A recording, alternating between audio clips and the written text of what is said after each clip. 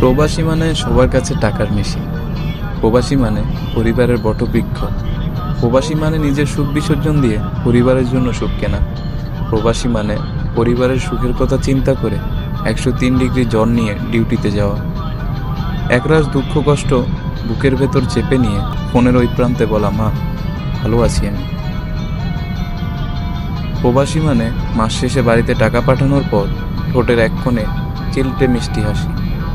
প্রবাসী মানে পরিবারের এবং দেশের কথা চিন্তা করে জীবনের অর্ধেকটা সময় দূর প্রবাসে কাটিয়ে দেওয়া।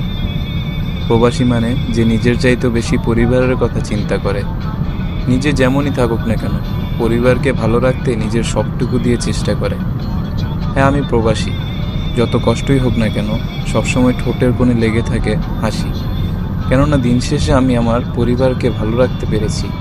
হ্যাঁ, আমি গর্বিত, আমি প্রবাসী যে নিজের সবটুকু